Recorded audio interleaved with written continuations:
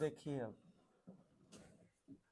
Input characteristic curve of transistor, transistor का निवेश अभिलक्षणिक वक्र क्या होता है। तो हम एगो एनपीएन ट्रांजिस्टर लेंगे, याद है ना कैसे जोड़ना है। तो एनपीएन एनपीएन ट्रांजिस्टर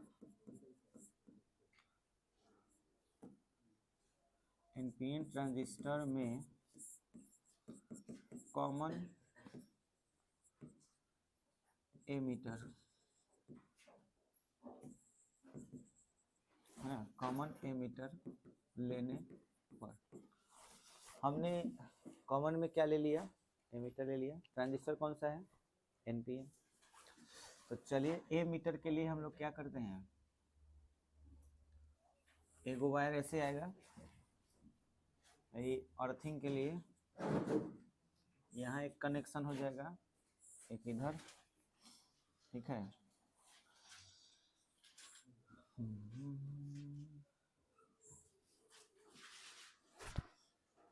तो ये कनेक्शन जो हो रहा है ये एमीटर हो जाएगा। तो एमीटर होगा तो एन पी एन, तो करंट एन फ्लो होगा। अच्छा, इसमें एगो रेजिस्टेंस लगा देना है। अच्छा, ये जो होगा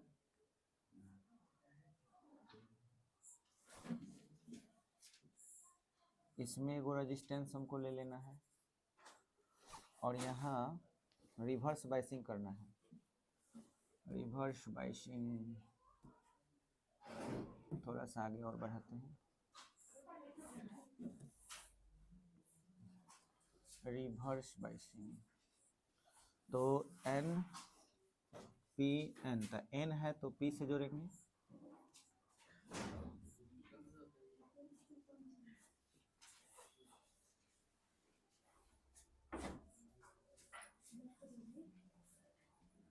ये रिवर्स बाइसिंग हो गया।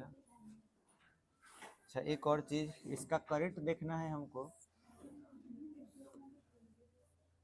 तो इसमें एक एमीटर जोड़ना पड़ेगा, रिवर्स बाइसिंग।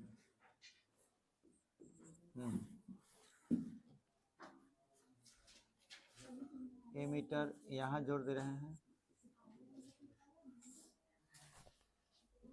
अच्छा, इसका वोल्टेज चेक करना है तो इसमें एगो वोल्ट मीटर जोड़ दे रहे हैं। इसके बाद यहाँ से फॉरवर्ड बाइसिंग करना है और साथ में इसका करंट भी चेक करना है। तो करंट चेक करने के लिए एम्पियर मीटर यहाँ भी एगो लगा दे रहे हैं और वोल्टेज चेक करने के लिए इसके बीच में एगो वोल्ट मीटर यहाँ भी लगा दे रहे हैं और यहाँ कर दे रहे हैं फॉरवर्ड बाइसिंग। फॉरवर्ड बाइसिंग के लिए ये P है तो P से जुड़ेगा प्लस माइनस, ये रहा फॉरवर्ड बाइसिंग, प्लस माइनस।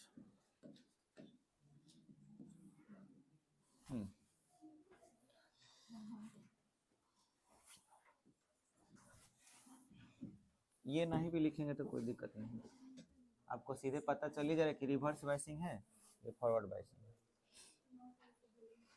ठीक है, देखो तो कनेक्शन ठीक किए हैं, कल जो बताए थे। एमीटर को कॉमन रखे हैं, ये आपका बेस है और ये कलेक्टर है। और एनपीएन ट्रांजिस्टर लिए हैं तो एनपीएन ट्रांजिस्टर में कॉमन एमीटर है एनपीएन, पी से पी जुड़ा हुआ है पॉजिटिव, और इधर देखा जाए तो एन से पी जुड़ा हुआ है यानी प्लस जुड़ा हुआ है। ये बताओ क्यों लगाए हैं, ये क्यों लगाए हैं। इसका पोटेंशियल मापने के लिए। ये किसके लिए लगा हुआ है? इस बैटरी के लिए। तो इसका बैटरी का वोल्टेज ना, इसके लिए नहीं, ये तो बैटरी का वोल्टेज यहाँ से सप्लाई होगा। तो सप्लाई जिसको मिलेगा, तो सप्लाई किसको मिलने वाला है? सी और ई को। तो सी और ई के बीच के वोल्टेज बताएगा। हाई वोल्ट मीटर किसका वोल्टेज बताएगा? बी और ई का। चलिए, तो सी और ई के लिए ये हो गया, और ये बी यहाँ पे लिख देंगे तो ज़्यादा अच्छा रहेगा, समझ में भी आएगा। इसको उठा के यहाँ ला दे रहे हैं।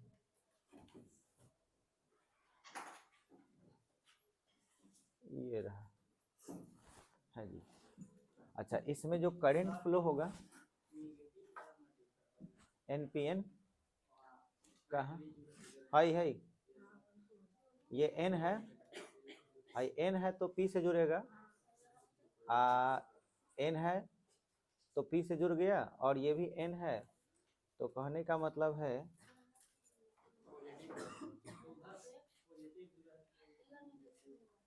इधर निगेटिव है तो पॉजिटिव है ना, इधर निगेटिव है। अरे तो गलती कहाँ हो गई जी? प्लस है तो माइनस, हाँ ठीक तो जुड़ा हुआ है, रिवर्स वैसे है तो ठीक जुड़ा हुआ है। हाई ट्रांजिस्टर ना है, यहाँ एगो एन के साथ यहाँ पी भी है, समझा? तो एन पी में ना देखा जाता है कि फॉरवर्ड है कि रिवर्स। तो हम तो एक ही सिरा से यहाँ कंफर्म करेंगे। पी से तो इधर इसको कनेक्शन मिल ही जा रहा है प्लस, देखो समझ में आया? तो कहने का मतलब है ना कि बेस से जोड़े हैं इसको।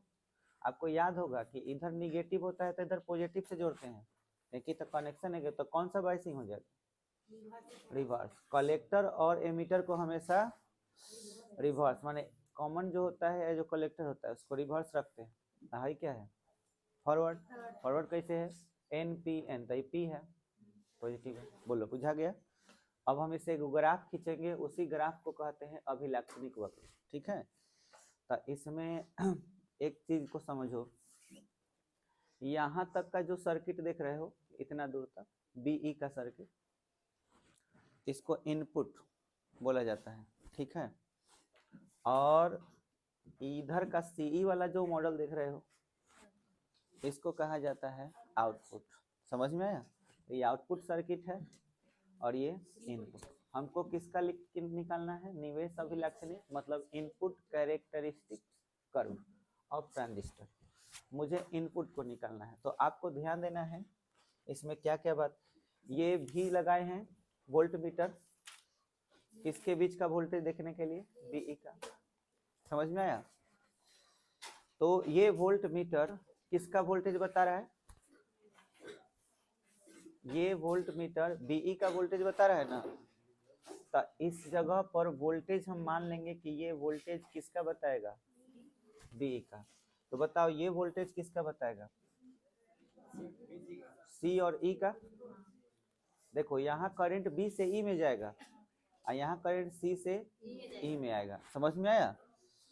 तो सी से ई में अगर आएगा तो ये किसके बारे में बताएगा? भी सी ई के बारे में। तो ये वोल्ट मीटर सी ई के बारे में बताएगा। अच्छा, इसमें जो करंट फ्लो होगा वो कौन सा करंट होगा? आई बी, ठीक है? और इसमें जो करंट इधर की ओर फ्लो होगा वो क्या होगा? रिवर्स करंट होगा, आई सी। क्लियर हुआ? अब हम लोग इसमें क्या करते हैं, इसके ग्राफ को खींचने के लिए यहाँ पे हम क्या लिखेंगे, ध्यान दीजिएगा।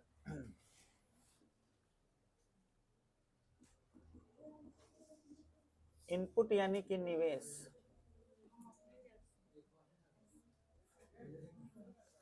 इनपुट वोल्टेज को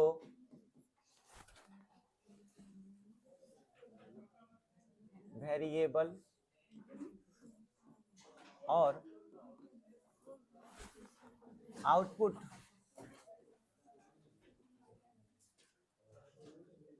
माने निर्गत वोल्टेज को कांस्टेंट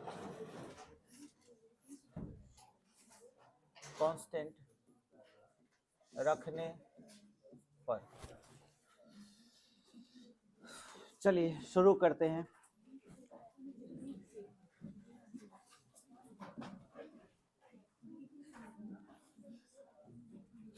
देखिए हम लोग को करना क्या है, ये एनपीएन एक ट्रांजिस्टर है, काफी पेचीदा काम है, फिर भी कोशिश कर रहे हैं पूरा समझाने का, ठीक है।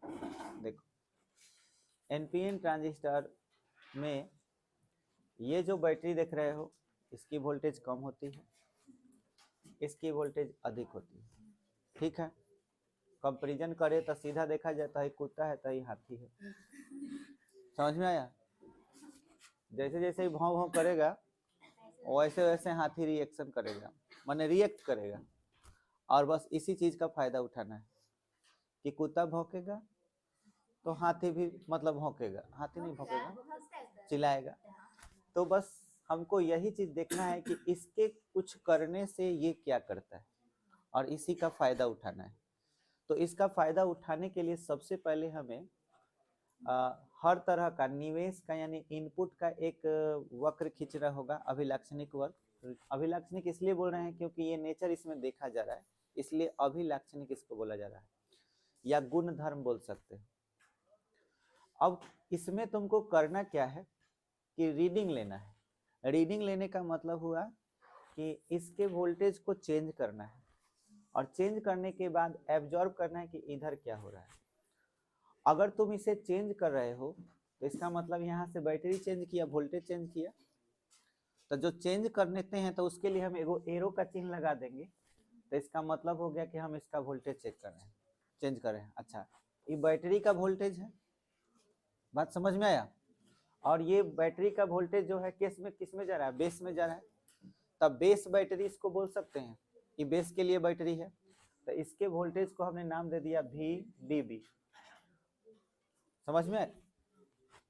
बेस बैटरी मतलब ये बैटरी किसके लिए है, बेस के लिए। तो इसका हम चेंज किसको कर रहे हैं, इसी को हम वेरिएबल रखे हैं। वेरिएबल का पहचान क्या है, ये तीर का चिन्ह। ये तीर का चिन्ह बता रहा है कि हम इसके वोल्टेज को चेंज कर रहे हैं। क्लियर हुआ। अच्छा, इसके चेंज होने से इसका प्रभाव इस पर पड़ता है, ये प्रैक्टिकल में देखा गया। तो इस पर भी हम एरो का चिन्ह लगा दे रहे हैं, बात बुझाया। लेकिन ये एरो का चिन्ह तब लगाएंगे जब हम आउटपुट निकालेंगे। फिलहाल अभी हम किसका चेंज कर रहे हैं, इनपुट का। तो इस चीज पर वेरिएबल का हम चिन्ह नहीं भी लगाएंगे तो काम चल जाएगा। अच्छा, इसको हम क्या कहें, ये तो सी के लिए ना बैटरी है, तो सी के लिए बैटरी है, तो CB लिखेंगे तो थोड़ा अच्छा नहीं लगेगा। जैसे इधर BB लिखे हैं तो इधर CC लिख दे रहे हैं, समझ में आया। क्योंकि सेल भी तो कहा जाता है बैटरी को। तो ये VCC हो गया, एगो VBB हो गया। हाँ बोलो, बुझा रहा है। अब ध्यान देना है, VBB से आपको करंट सप्लाई होगा और वो करंट क्या होगा, IB। ये IB ऐसे घूमते हुए एमीटर से होते हुए आएगा और इसका जो वैल्यू होगा IE equal to IB plus IC होगा। ये हम लोग पढ़ चुके हैं, पहले ही पढ़ चुके हैं। हम लोग को करना ये है कि इनपुट वोल्टेज को क्या करना है, वेरिएबल। वेरिएबल मतलब कि चेंज करना है। इनपुट वोल्टेज कौन है, इनपुट वोल्टेज कौन है, हम सप्लाई क्या दे रहे हैं, VBB। और ये सप्लाई दे रहे हैं तो इसकी माप जो हो रही है, ये जो सप्लाई दिया जा रहा है वो इस रेजिस्टेंस में, इस सर्किट में दिया जा रहा है। इस सर्किट को मापने वाला कौन है, VBE। माने BE को कौन माप कर रहा है, VBE जो वोल्ट मीटर लगा है वो। तो हम बदलाव किस में देखेंगे, VBE में। समझ में आया। अच्छा, इसको हम ऐसे टेबुलेट कर देंगे।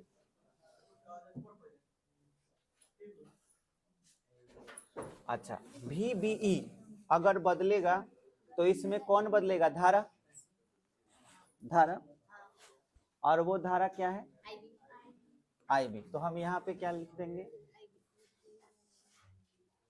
IB। अब इसमें हम कुछ डाटा लिखेंगे जो हम बहुत पहले पढ़ चुके हैं, बहुत पहले इसकी पढ़ाई हो चुकी है। याद कीजिए ये कौन सा बायसिंग है, फॉरवर्ड बायसिंग में पहले करंट किस स्टेज में होता है, कट ऑफ स्टेज में होता है, उसके बाद कट इन, मतलब पहले करंट बढ़ता नहीं है। मतलब ये कि अगर मैं वोल्टेज 0 रखूं तो करंट भी 0 रहा, अगर 0.1 किए तो भी 0, 0.2 किए तो भी 0, 0.3 किए तो भी 0, ऐसे हम बढ़ाते जाते हैं। और अगर हम इसे बढ़ाते चले गए तो एक याद होगा स्टेज मैंने बताया था 0.6 किए थे तो 1 हुआ था, मिली एम्पियर की माइक्रो एम्पियर, ये मिली एम्पियर में हुआ था, याद आया, ये मिली एम्पियर में करंट होता है।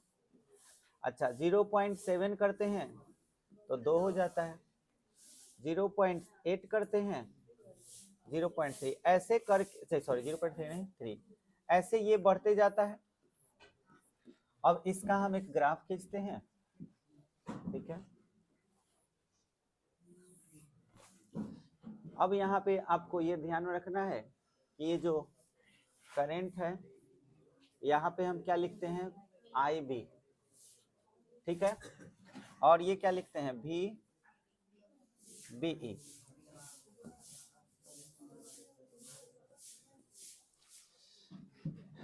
इसके बढ़ाने से हमारा करंट भी नहीं बढ़ता, तो ग्राफ कुछ ऐसे उठता है, याद करो ऐसे होता है। यहाँ पे हम कट इन बोले थे। अब ये चीज पढ़ चुके हैं, पर ये चीज जब हम अप्लाई किए इस सर्किट में तो हेलो डिस्कशन मत कीजिए थोड़ा देर के लिए, आप या तो बाहर चले जाइए, नहीं तो बहुत डिफिकल्ट टॉपिक चल रहा है, इसे ठीक से हो जाने दीजिए, बात मत कीजिए। देखिए यहाँ पे ये जो चीज किया जा रहा है इस सर्किट में, ये जो चीज किया गया तो गजब का चीज एक देखने को मिला। इधर हम चेंज कर रहे हैं कुछ भी, इसको बढ़ा रहे हैं, घुमाने वाला है चेंजर, ऐसे घुमा रहे हैं तो घुमा रहे हैं तो ये वैल्यू बढ़ रहा है, 0.6 पर 1 मिला, ऐसे बढ़ाए तो 2 मिला। पर देखने को एक चीज, बहुत अच्छा चीज हमको ये देखने को मिला कि उधर हम कुछ कर रहे हैं तो भाई इधर एम्पियर मीटर में या फिर वोल्ट मीटर में बदलाव देखने को मिला, वोल्टेज में बदलाव देखने को मिला, ये भी चेंज हो रहा था। ये अगर 1 कर रहे थे तो ये अगर मान के चलो इसका वोल्टेज 5 है तो ये 6 हो गया, ऑटोमेटिक बढ़ गया ये। तब तो हम इधर अगर चेंज करेंगे तो फिर इधर चेंज होगा, तो कुछ तो ऐसा चीज है, कुछ तो ऐसा करंट का हिस्सा है जो इधर ना आकर के इधर भी जा रहा होगा, तभी नहीं बदला। इधर से जाने का रास्ता 2 है, हर रास्ता तो ब्लॉक है रिवर्स बायसिंग की वजह से, लेकिन हम इधर चेंज कर रहे हैं तो उस कंडीशन में इधर अगर बदलाव आया है तो इसका मतलब है ब्लॉक वाला रास्ता में कहीं ना कहीं कुछ खुल जा रहा है जिसकी वजह से करंट पास हो जा रहा है। अब हम सोचने लगे कि यार ऐसे अगर हम यहाँ एक्सपेरिमेंट करेंगे तो मेरा रीडिंग जो होगा ना वो सही नहीं आएगा। तो रीडिंग को सही करने के लिए हमने क्या किया, आउटपुट वोल्टेज को क्या कर दिया, कांस्टेंट। कैसे कांस्टेंट करते हैं समझिए, 0.6 पर कितना दिखाया, 1 दिखाया, किसमें 0.6 वोल्टेज हम यहाँ से चेंज किए हैं तो यहाँ रीडिंग में दिखाया, यहाँ समझो बैटरी यहाँ 0.6 का यहाँ पे दिखा, किसके बीच, क्योंकि वोल्ट मीटर ही ना हमको वोल्टेज बताएगा, यहाँ बदले वोल्ट मीटर में दिखाई दिया 0.6, नोट कर लिए, ठीक है।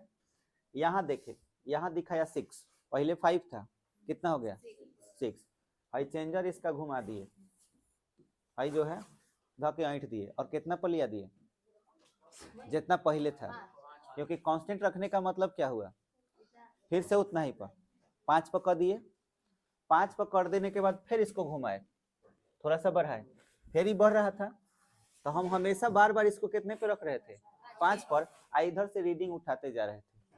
बात बुझाया? तो अब ध्यान दीजिए कि जब हम VCE को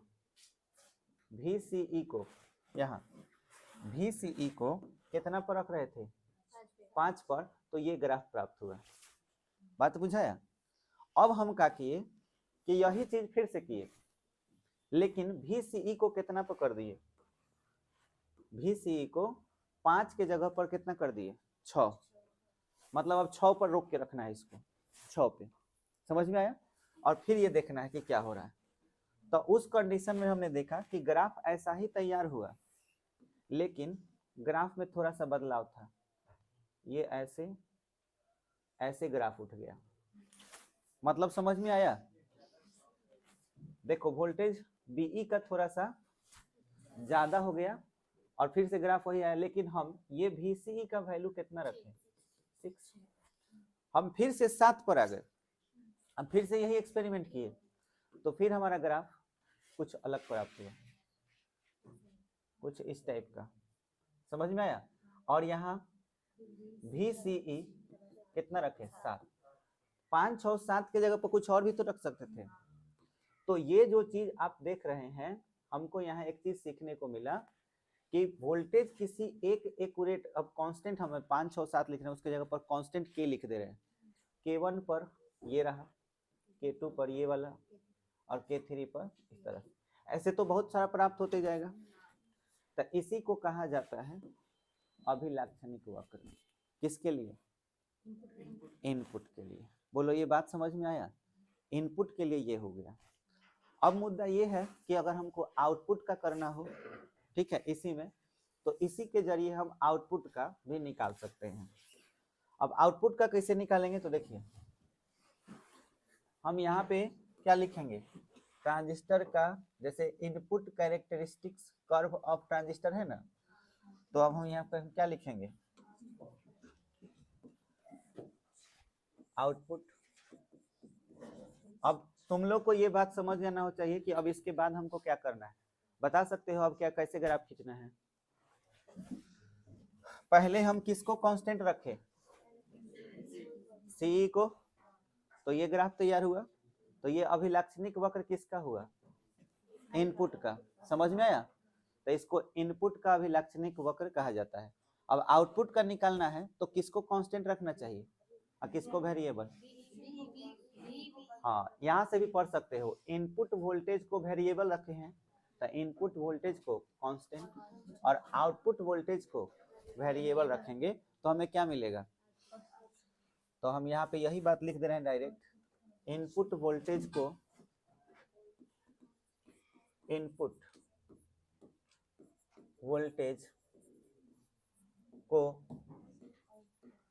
है ना, क्या करेंगे?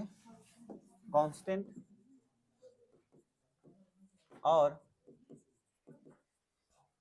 आउटपुट वोल्टेज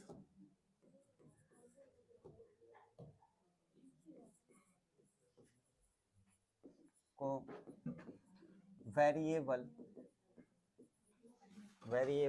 रखने से हमें कौन सा वक्र प्राप्त होता है? रखने से निर्गत, मतलब आप इसको आउटपुट बोल सकते हो, आउटपुट यानी कि निर्गत, है ना,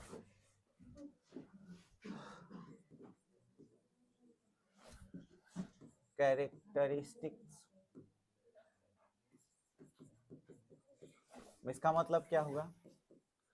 अभिलाक्षणिक वक्र यानी कि कर्व प्राप्त होता है। बोलो क्लियर हुआ? अब याद करो कि इसको हम टेबुलेट करेंगे, अगर ऐसे, ठीक है, इसको टेबुलेट करेंगे तो इधर VCE होगा, CE, ठीक है, और इधर IC, ठीक है। इसमें पहले करंट बढ़ा था, याद करो, पहले ही करंट बढ़ गया था। अगर यहाँ पे 1 था तो यहाँ 1, यहाँ 2 था तो 2, 3 था तो 3, 4 था तो 3, 5 था तो 3, 6 था तो 3, ऐसे ही रह रहा था।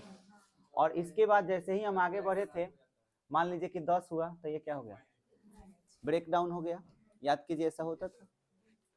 तो अगर हम इसका ग्राफ खींचें तो आपको बोले थे कि ग्राफ इसका उल्टा खींचाता है, ठीक है, लेकिन हमको अभी लाक्षणिक वक्र दिखाना है, तो आप चाहें तो उसी चीज को यहाँ पे भी दिखा सकते हैं। बुक में ऐसे भी दिखाया है और दूसरे तरीके से भी दिखाया है, तो हम नीचे ना उठा करके यहाँ पे दिखाएंगे ताकि कंपैरिजन कर पाए, ठीक है। अब याद कीजिए इसका ग्राफ कैसे आया था, पहले ऐसे देख लीजिए, याद करवा रहे हैं आपको, ऐसे होते हुए ऐसे आया था, है? इसी चीज को यहाँ पे दिखा देना है। यहाँ पे VCE और ये IC। अच्छा, ये किस चीज में होगा, माइक्रो एम्पियर में, है ना, और मिली एम्पियर। लेकिन हमको ये बता सकते हो किसका वोल्टेज सबसे कम है और किसका वोल्टेज सबसे ज्यादा है, बैटरी देखकर। इसका वोल्टेज ज्यादा है तो इसका करंट भी ज्यादा होगा, और इसका वोल्टेज कम है तो इसका करंट भी क्या होगा, कम होगा। ये बात समझ में आया। तो अब किसको मिली कहना चाहिए और किसको माइक्रो, इसको माइक्रो। तो इसलिए याद रखना है कि यहाँ पे हम लिख दे रहे हैं माइक्रो एम्पियर में, ठीक है, तो ये मिली एम्पियर में हो जाएगा। अच्छा, अब ध्यान दो,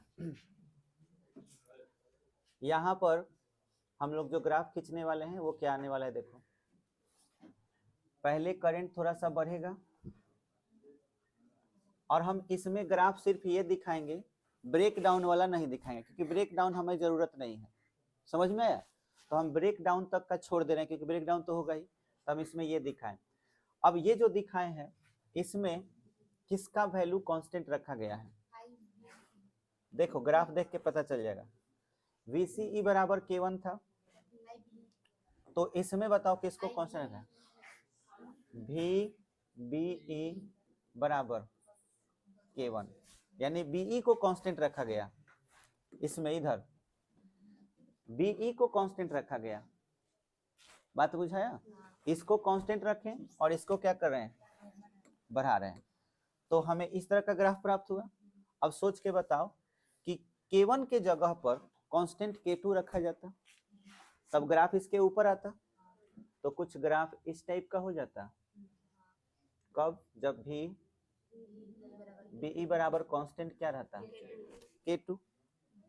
अच्छा, इसको और आगे बढ़ाते तो क्या होता,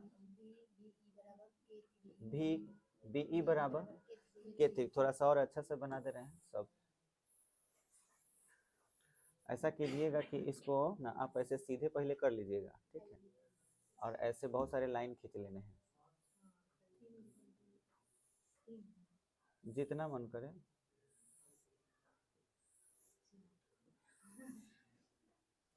जैगो मन करे आप इसको खींच सकते हैं, ठीक है। और यहाँ पे बस लिखते चले जाइए,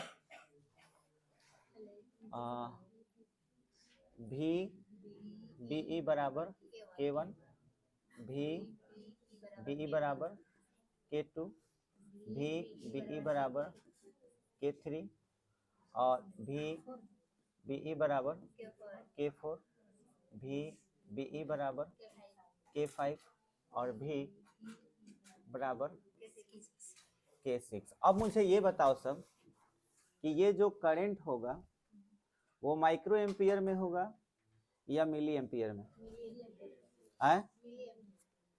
IC का मान मिली एम्पियर में होगा, लेकिन ये जो ग्राफ खींचा गया वो BE के लिए खींचा गया, तो ये सब माइक्रो एम्पियर में होगा। बात समझ में आया। तो ये माइक्रो एम्पियर में होगा तो करंट किस चीज में भागेगा, मिली एम्पियर में। समझ में आया।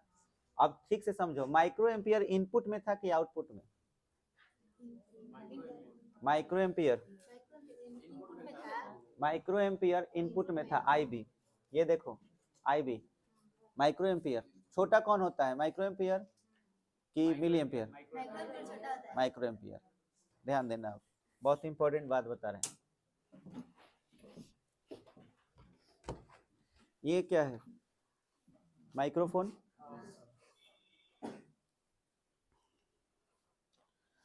देखो ये सर्किट देख रहे हो, इस सर्किट में हम इस माइक्रोफोन को कनेक्ट किए, ठीक है, माइक्रोफोन को कनेक्ट किए। जब हम इसमें हेलो बोलेंगे तो इसमें करंट किस चीज में बहेगा, माइक्रो में कि मिली में? माइक्रो में। माइक्रो में चेंज हुआ, पर इधर कुछ बोलने से या कुछ सिग्नल देने से इधर करंट किस चीज में चेंज होगा, मिली में। यानी कि इधर कुत्ता भौंकेगा तो इधर हाथी मतलब क्या करेगा, दहाड़ेगा। हाथी दहाड़ता है? अच्छा चलो दहाड़ने वाला पे ही आते हैं, हाथी का तो बोलने का मतलब नहीं है, शेर को ले लेते हैं। इधर कुत्ता भौंकेगा, शेर दहाड़ेगा।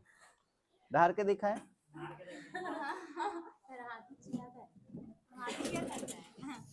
देखिए ये ऑन किए, हेलो हेलो सिग्नल दिए। सिग्नल किस चीज में दिए, माइक्रो एम्पियर। स्पीकर कहाँ लगा है, इधर। स्पीकर इधर लगा हुआ है इस सर्किट में। तो जब हम इधर बोल रहे हैं तो इधर हम एक हल्का सा सिग्नल दिए इसको, और इधर चेंजिंग आया किस चीज में, मिली एम्पियर में, तो हमारा आवाज और ज्यादा हो गया। इसको ही कहते हैं एम्पलीफिकेशन। और वो जो मशीन रखा हुआ है उसको बोलते हैं एम्पलीफायर। तो एम्पलीफायर किस चीज से बनता है, ट्रांजिस्टर से। ट्रांजिस्टर में अगर माइक्रोफोन और स्पीकर है ना, तो माइक्रोफोन को हम इधर इनपुट में जोड़ते हैं और स्पीकर को आउटपुट में। अब हम इधर सिग्नल देते हैं, तभी हमारा सिग्नल जो है आउटपुट में हाई वोल्टेज में यानी ज़्यादा आवाज़ में निकलता है। बात समझ में आया? यही लास्ट टॉपिक है, एम्पलीफिकेशन कैसे किया जाता है। मैं तो ऐसे ही नॉर्मली यूज बताया इसका। ट्रांजिस्टर का सबसे बेहतरीन यूज ये है। समझ में आया कि हम आवाज़ को बढ़ा सकते हैं। बड़ा बड़ा जो मशीन आता है, बढ़िया बढ़िया कंपनी का, आहूजा का जो मशीन आता है, उस सब में ट्रांजिस्टर का खेल है। समझ में आया? इसका स्विच ऑन ऑफ के जरिए भी यूज किया जाता है, स्विच का भी प्रयोग किया जाता है, तो इसको स्विच के रूप में भी यूज कर सकते हैं। साथ ही साथ एम्पलीफिकेशन के लिए भी यूज कर सकते हैं। एम्पलीफिकेशन के रूप में कैसे करते हैं, यही चीज अगर हम लोग पढ़ लेते हैं तो ये टॉपिक खत्म हो जाएगा। और उसके बाद आपका लॉजिक गेट रह जाएगा। लॉजिक गेट एक दिन का है, वो भी खत्म हो जाएगा, फिर ये चैप्टर खत्म। समझ में आया? तो फाइनली एक टॉपिक हमारा क्लियर हो गया। अभी लाक्षणिक वक्र में आपको एक वक्र हमने सिखा दिया इनपुट का और एक आउटपुट का। हो सके तो यह जो हेडिंग आप दिए हुए हैं इनपुट, इनपुट एंड आउटपुट कर लीजिए, क्योंकि दोनों इसी में हम बता दिए। ठीक है, तो इनपुट एंड आउटपुट कर लीजिएगा और बढ़िया से इसको नोट कर लीजिए।